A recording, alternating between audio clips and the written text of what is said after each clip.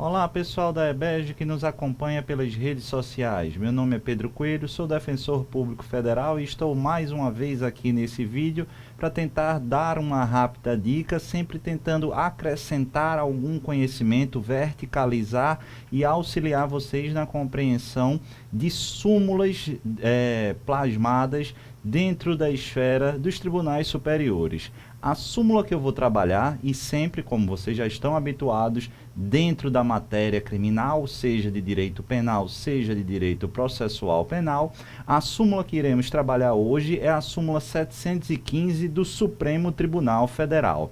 Lê comigo na tela o que diz o Supremo Tribunal nesse verbete sumulado e depois a gente passa a compreender um pouco mais o sentido do verbete. A pena unificada para atender ao limite de 30 anos de cumprimento, determinado pelo artigo 75 do Código Penal, não é considerada para concessão de outros benefícios, como livramento condicional, regime mais favorável de execução, por exemplo, uma progressão de regime também se inclui aí nesse pacote de não aplicação desse limite do artigo 75. Antes de mais nada, precisamos compreender qual é a origem, qual é a ratio, qual é a razão dessa limitação desenhada no artigo 75. Percebam, meus caros, que uma das garantias, um dos direitos, uma das orientações fundamentais fixadas no texto constitucional outorgado em 1988 é exatamente a vedação de caráter perpétuo. Precisamos ler o artigo 75 à luz dessa limitação constitucional. Por quê?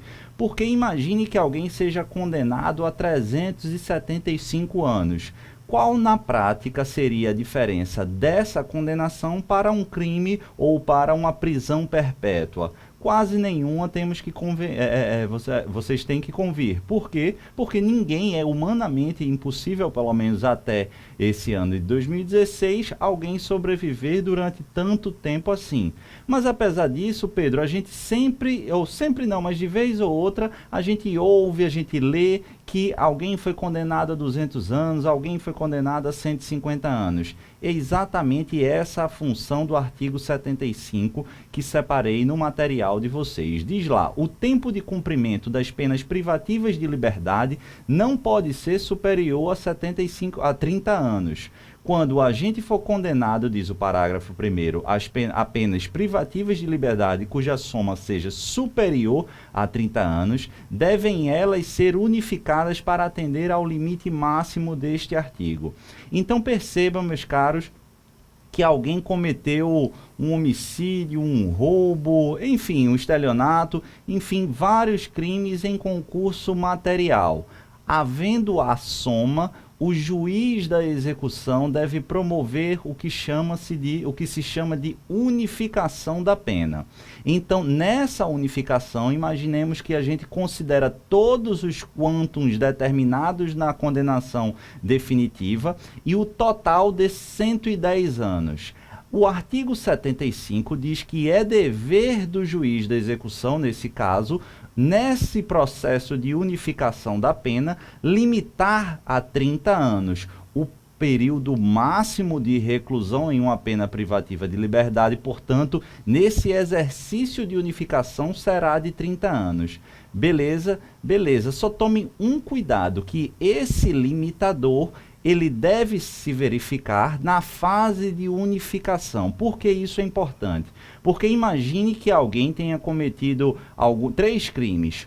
Um com pena definitiva de 20 anos, outro de 10 anos e outro de 15 anos. A soma 20 mais 10, 30, mais 15, 45. No processo de unificação, a gente sabe que o período máximo vai ser de 30 anos. Perfeito, Pedro. Agora imagine que esse rapaz ele cumpra 5 anos de prisão.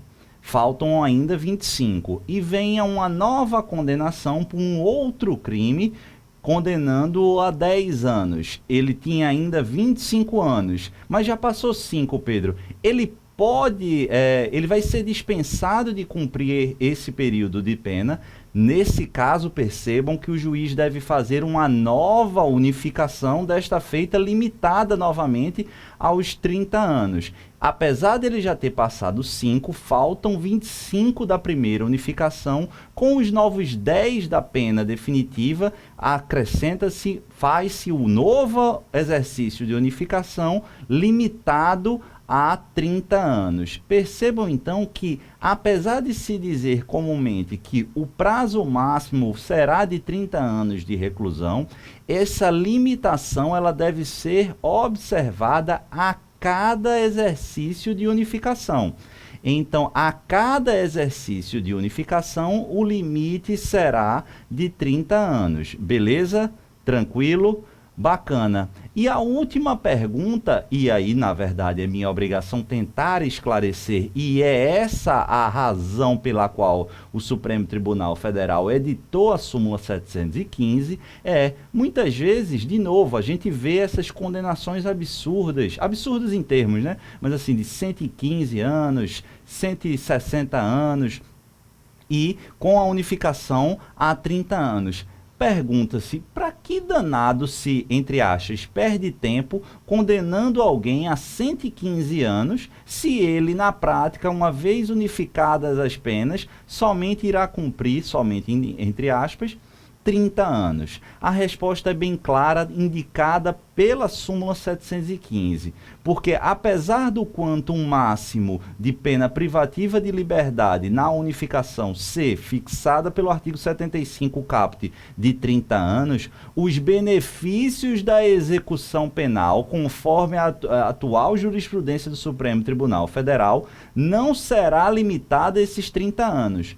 Então, por exemplo, imagine aí que sejam vários crimes comuns que totalizem 100 anos, mas na unificação serão 30 anos de cumprimento. Percebam que para uma eventual progressão de regime, preenchidos os requisitos subjetivos, o requisito objetivo é o cumprimento de 1/6 da pena.